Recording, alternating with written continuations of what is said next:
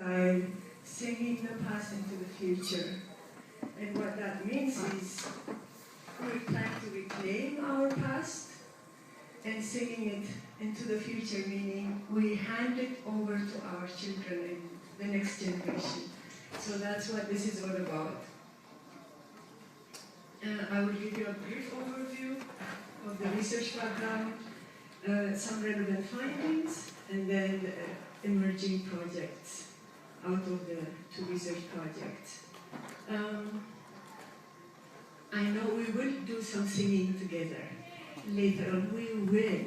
I promise you that. I can't leave this stage without singing with you. And with my sisters. So there will be songs, but I will run through this with lightning speed and save some minutes for the singing. Okay, Songs of Exile is born from the confluence of two research studies. One is grassroots women's movements, a performance-based self-study focusing on women's birth rituals. It's been going on for 20 years. But we've been doing birth rituals in Australia, in Europe, in North America, and in Africa. So it will be a summary of all of those birth rituals and atete rituals. The second one is youth violence and community healing. It's a community-initiated project to participatory action research in Toronto. Okay, the first one, youth violence and community healing. It's really, our youth were involved in gangs and murders and big crimes. And they didn't create that. It's a situation created for them. They were set up for that. And that was the historical trauma really playing out in the form of youth violence in Toronto. Youth were consumed in violence, and families were consumed in violence. Communities were consumed in violence. And youth with traumatic pasts were reliving past experiences. Other youth were experiencing contemporary trauma. Toronto's troubling youth violence was really escalating, the so-called escalating youth violence. And families were troubled, community members were troubled. We didn't know what to do. Our youth were being killed, they're killing others, and all of that. And using substance in abusive ways. How do we deal with that? That was very troublesome for all of us in the community. So we started a community-initiated needs assessment. Who's doing needs assessments for who? It was vendors, community leaders, doing needs assessment for youth, developing programs for youth without youth. So the youth response was, nothing about us without us. So we started to involve youth in order to design healing programs. How do we heal out of this violence? So we started developing that. So that's where the participatory action research starts. And we developed some strategies of community healing as well. So some relevant findings just for this presentation. I just pull out some themes, 5 themes. So one is the many layers of violence. The violence separating them and us from the homeland and its material, spiritual, socio-cultural resources.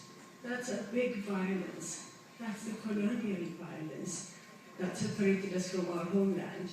And then there's another form of violence, the violence of poverty and racialization, racism. Our young people are facing racism, the worst, the ugliest kind of racism in countries of resettlement in North America, in this particular case in Canada. And that violence separates them from the mainstream Canadian society, the North American society, or Australian society, in their countries of resettlement. So that's the second layer of violence. The third layer of violence was intergenerational violence, separating them from their own families, from their own communities. young people were running away from home because we want them to live the way we did. We want them to do things the way we did. But they are in a different context. They are a different generation. We often forget that.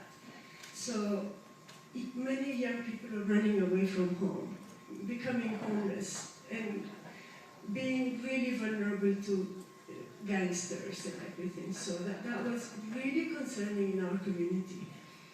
The other form of violence is intra-generational or interpersonal violence, separating them from their own peers. So that one is another form of violence. So how am I for time? Okay, so interpersonal violence. Intrapersonal violence is the other layer of violence, that separates them from their own sense of self and from their own identity. They think they would be engineers and doctors, but because of racism, because of poverty, because of intergenerational violence and all of that, they don't get to achieve their dreams. Their dreams don't come true. And youth become alienated from their own dreams, from their own sense of self and identity. That was a big problem again. So, and from the other, so alienation comes out as an overarching finding. And then there's a profound loss of community. Every single youth said we don't have a community. And, how can that be? We are, how many people in here? And the community is strong, yes, but we never involve youth in our affairs. And that's where they become lost. And we call them the lost generation instead of, so calling ourselves the lost people. So that was a big, the overarching finding from that study. But the common findings from the grassroots women's birth rituals and the youth violence is a profound sense of loss and alienation. We lost our homeland, we lost our freedom, we lost our social and status, we lost our dream. When we come to a new country, we dream high, we dream big, but we don't get to achieve those dreams. That's a loss. A big loss of dream, loss of culture, loss of homeland, loss of freedom. So there's a profound sense of loss in both studies. But we don't just lie back and cry. We resist. And there's active resistance. So that active resistance is a form of self-empowerment. How do we heal from all these wounds, social wounds, spiritual wounds, if you like? How do we heal ourselves from that? So there's a profound need in both studies for connection to the ancestral heritage. It's really a way of making home out of exile. So those common themes are what created the songs of exile for me. The youth are searching for identity, searching for healing, searching for a way out of no way. And that search is really a search to connect to ancestral spirituality, to ancestral culture, to ancestral heritage. And that's where the songs of exile came from. And when we strategized with the communities, we sat and developed what we called the Heal and Connect projects. We got some funding from the government of Ontario, and we developed these Heal and Connect projects. And a big part of that Heal and Connect project is connecting youth back to their culture, back to their ancestral heritage, because that's the loss they did not create, the loss that we, our generation, they inherited from our generation. They did not create it, but we point to them as the lost generation, and that's not fair. So we started connecting them back, a small bit by small bit. Yeah. Okay. So let's me focus on songs of exile. And there are future projects as well. Songs of Exile comes out of this connecting youth to their to their culture, to their ancestral heritage. I did not want to wait until I gathered all the songs from the vast regions of the Oromo land. I wanted to give them what I have now. Each of you carries a resource, a precious resource in your heads, in your hearts, in your minds. If you each give them what you have, our children, our youth will have a lot of resources. All these people, you carry precious, precious material that needs to be passed on to the next generation. That's what I did. What I did is just sing the songs that I always do. Just sing them. Sing them. I don't need an instrument. I don't need rehearsing. I do it all the time. Just put it on the CD. It doesn't have to be perfect. It doesn't have to be professional. Just give it to them. They need it. They're searching. They're searching for resources. And that's what I tried to do in the CD. And once I released it, people said, oh, it doesn't make sense. We don't understand because they don't know the language. So what I did was translate it into English and give it to them. Let them do whatever they like with it. It's a resource for them. So there's Songs of Exile, other book, with not just with the translation. Translation is a very hard thing to do. What I did was translate, but also try to translate the context.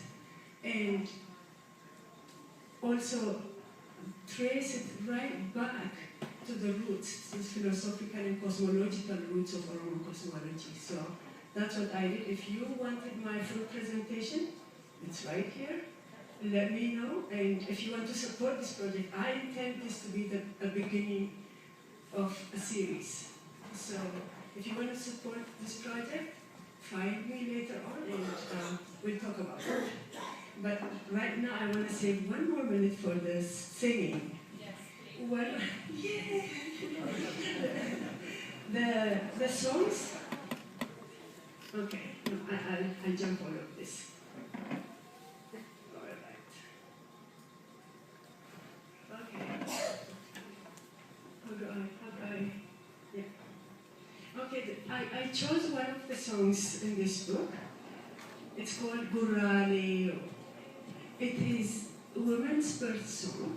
I've sung before, but what I wanted to do is, why I chose this particular song is because what people have been talking earlier, speakers before me have said, you know, if you don't respect yourself, nobody's going to respect you. And I want to sing it with my sisters. Come on. Okay. If you don't respect yourself, nobody's going to respect you. And this song, this particular song, really blurs the binaries we create between homeland and diaspora, the past and the future. Why I call singing the past into the future is to give it to the younger generation. And people have been talking about mental genocide in the morning and liberation of the mind and everything. This is the beginning of liberating our minds, revaluing what has been devalued, reclaiming what has been rejected. That's really important. That's the very first baby step towards reclaiming who we are as Oromos. And I think that's a very important step. My sisters will come. But the song is also,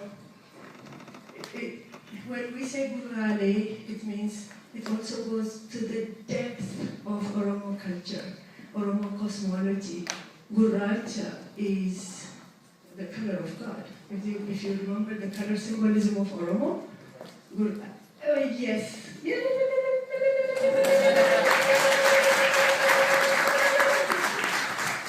Guralcha is Waka. And when the bravery song for men is Emo, yeah, Gurale is there. But here it's women's birth song.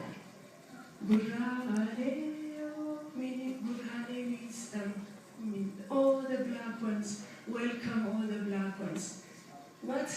Who are we welcoming? We're welcoming the new child, the newborn child. What does that mean? Gurrane means Waka is born through human beings. So it really, it blurs the boundary between the divine and the human, between the past and the future. So I think that's why I really chose that song. And it's a call and response song, so you also say, Gurraleo. Yes, thank you.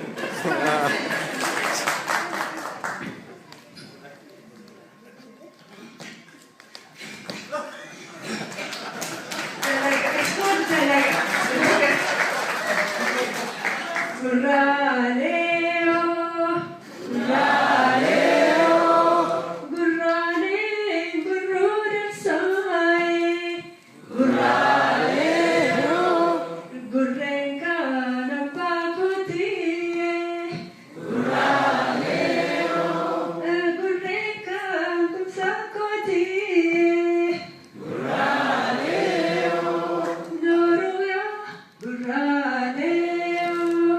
Gurrale, gurrale, ya Rabbi, siyade mal Rabbi. Gurrale, ya Rabbi, siyade mal Rabbi.